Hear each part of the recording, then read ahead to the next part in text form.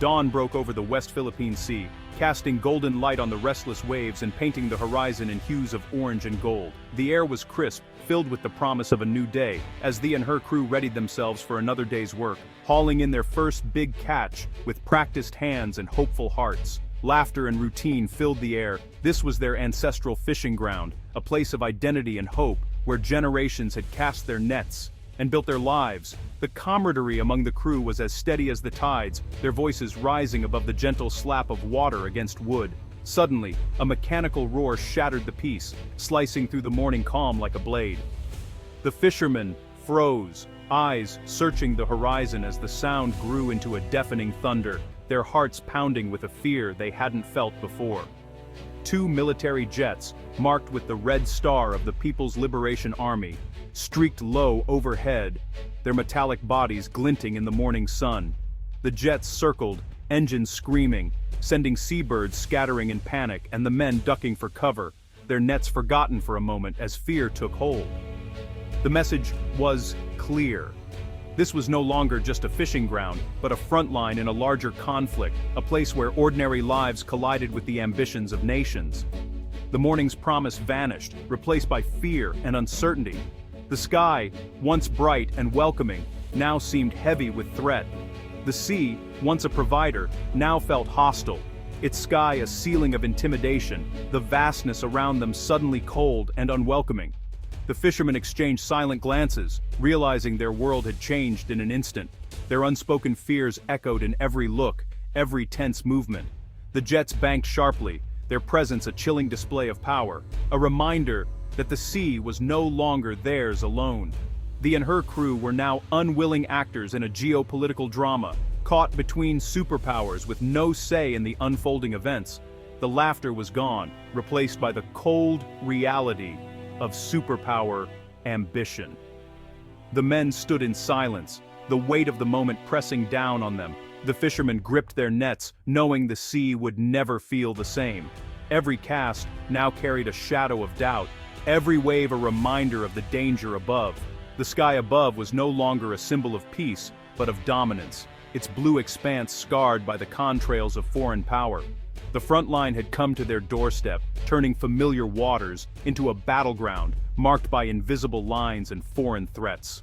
The day had only just begun, but for these fishermen, the world they knew had already changed forever. The Chinese J-20 stealth fighters swooped low, their angular forms slicing through the humid morning air above the Scarborough Shoal.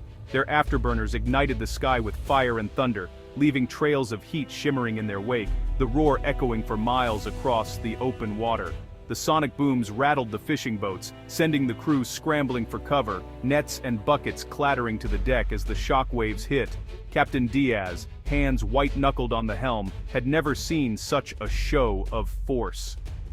His heart pounded as he tried to steady the vessel, eyes fixed on the sky. These were not Coast Guard ships, these were war machines, circling the Filipino boats in a menacing display, their presence a clear warning. The jets drew a line in the sky.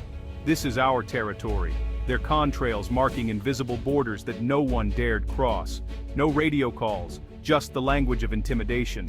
The silence from the cockpits was as chilling as the roar of their engines. The fishermen, armed only with nets, felt utterly defenseless. Their daily routine had turned into a moment of terror, their livelihoods suddenly at risk. Each pass of the fighters was a rehearsal for violence, a tactic to instill fear and remind the fishermen of their vulnerability. The message was unmistakable: your government cannot protect you here.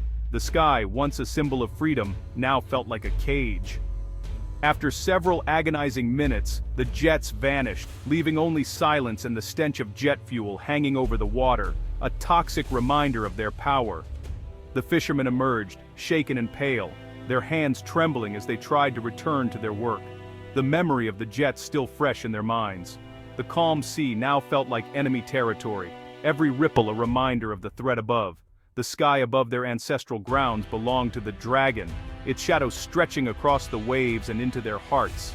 Every future voyage would carry the shadow of that morning, the fear lingering with each sunrise as they set out to sea. The balance of power had shifted, the fishermen now painfully aware of their place beneath the warplanes.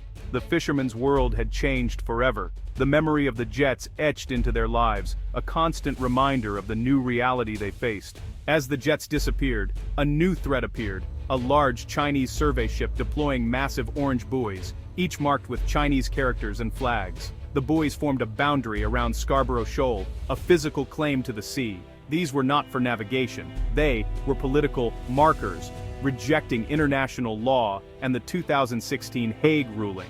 The fishermen watched helplessly as the ship worked, the buoys bristling with solar panels and antennas. These devices were meant to monitor, control, and intimidate. It was a classic gray zone tactic: change the facts on the water without firing a shot. The warplanes' intimidation and the buoys' deployment were a coordinated strategy. The message was clear: first the threat of force, then the quiet seizure of territory.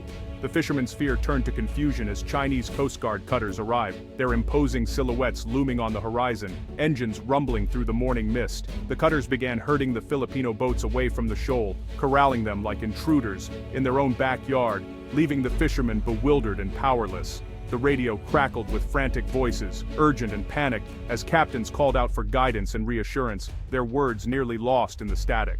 All asking the same question: what now? No one had answers, only fear and uncertainty. The massive Chinese ships maneuvered dangerously close, their horns blaring in warning, sending waves crashing against the smaller boats. It was a clear message: the fishing was over, and resistance would not be tolerated. The men were forced to abandon their catch and retreat, leaving behind nets heavy with the day's hard work. Their livelihoods lost in an instant. The sea that once provided now felt hostile and uncertain. The economic blow was harsh, with empty baskets and worried faces reflecting the gravity of their loss. But the sense of injustice cut deeper, fueling anger and frustration among the men. They had followed the law, carrying permits and respecting boundaries, believing they were safe in their own waters. Fishing in their own waters, under the Philippine flag, was their right and their heritage. Yet they were driven out by force. As they headed home, anger replaced fear. They documented everything: jets, buoys, Coast Guard ships, knowing their story mattered and that the world needed to see the truth. Their evidence would become a national security issue, a record of what was happening in the disputed waters. The fishermen were no longer just workers. They had become witnesses and defenders of their nation's rights. They were witnesses to a new chapter in the West Philippine Sea dispute, their voices echoing far beyond the shoreline. Their voices would be the first testimony, the first to break the silence and demand justice. The sea had become a battleground not just for territory, but for dignity and survival. Their story was now the nation's story, shared in living rooms and newsrooms across the country. The world needed to hear what happened, to understand the struggle of ordinary people caught in a geopolitical storm. The fishermen's courage would not be silenced. Their determination grew stronger with every challenge. The fight for their waters had only begun, and these men were ready to face whatever came next, united by hope and resolve. News of the incident exploded across Manila, sparking outrage and panic. President Marcos Jr. called an emergency meeting, officials scrambling to respond. A diplomatic protest was filed, demanding China remove the buoys and cease its activities. The military was put on alert, but everyone knew the Philippines was outmatched. Behind the scenes, urgent calls went out to allies: the U.S., Japan, Australia, sharing evidence and invoking defense treaties. The goal: internationalize the crisis, build a coalition, and pressure Beijing. The message was clear: this was not just about fishermen, but about defending the rules-based order. The government walked a tightrope, showing resolve, but avoiding war. The Philippine Coast Guard deployed its largest ships to Scarborough Shoal, tasked with rescuing fishermen and documenting China's actions. They faced a wall of Chinese cutters, larger and more aggressive, blocking their path. A tense standoff unfolded. Chinese ships cut across bows, fired water cannons, and blared warnings. The Coast Guard held firm, avoiding escalation but filming every move. Journalists and crew captured high-resolution evidence of the buoys and Chinese aggression. Their strategy: assertive transparency, using cameras and truth as their weapons. The risk of collision was constant, but the Coast Guard refused to back down. Outnumbered and outgunned, they stood their ground. Their bravery became a symbol of national resolve. The front line was now digital as well as physical. The world was watching. This crisis is rooted in a clash of worldviews. The Philippines, backed by UNCLOS and a 2016 Hague ruling, has clear rights to these waters. China's 9-line, based on vague historic claims, was rejected by international law. Yet China ignores the ruling, building islands, deploying military assets, and enforcing its claims by force. The deployment of jets and buoys is a direct challenge to the rules-based order. It's not just a territorial dispute, it's a battle over whether law or power will govern the world's oceans. Beijing seeks to replace international norms with its own rules. The stakes go beyond the Philippines. They affect the future of global maritime order. The world must choose law or might. The outcome will shape the seas for generations. The fishermen's videos ignited a wave of outrage and unity across the Philippines. Hashtags like Atanang West PHSE and China Layas trended as Filipinos rallied online and in the streets. Protesters gathered at the Chinese consulate, waving flags and demanding action. The incident united the nation, transcending politics and sparking a surge of patriotism. The courage of the fishermen and Coast Guard became symbols of Filipino resilience. Public pressure mounted on the government to stand firm. The narrative was clear. David versus Goliath. The Philippines was standing up to a giant, defending its rights and dignity. The world was urged to support justice and the rule of law. The people's voice became a force in the crisis. The fight for the West Philippine Sea was now a national movement. China's escalation was a calculated test of Philippine resolve and U.S. commitment. By pushing the limits, Beijing probed the strength of alliances and the willingness of others to respond. The move was also a warning to other Southeast Asian claimants: defiance has costs. The South China Sea is vital for global trade. Control here means leverage over the world economy. China's actions threaten freedom of navigation, a cornerstone of maritime law. The Philippines faces tough choices: diplomacy, military modernization, and alliance building. Assertive transparency and joint patrols with allies will be key. The goal: raise the cost of aggression for Beijing. The crisis has set the stage for a prolonged confrontation. The outcome will shape peace and stability in the region and beyond.